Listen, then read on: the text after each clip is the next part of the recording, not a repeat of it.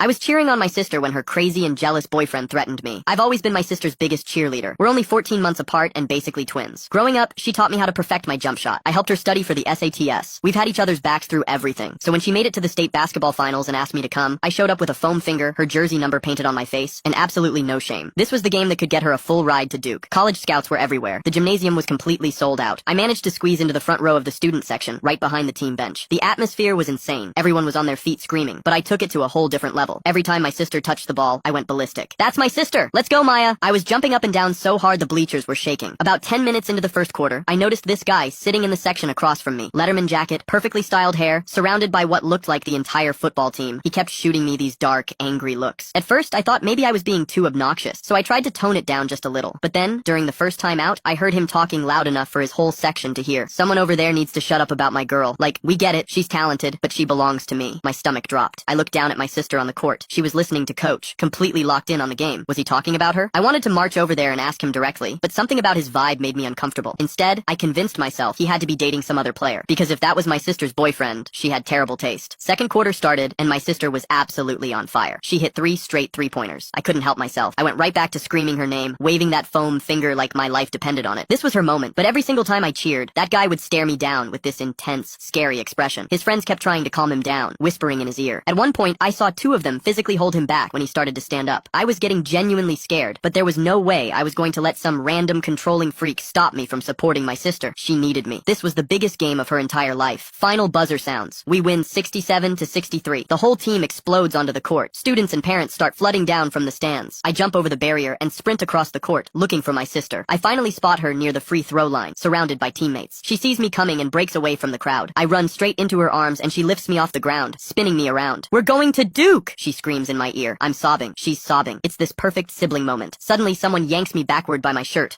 To continue, tap the arrow in the bottom right corner and copy the link, then tap the CapCut icon in the bottom left. Finally, click the red button.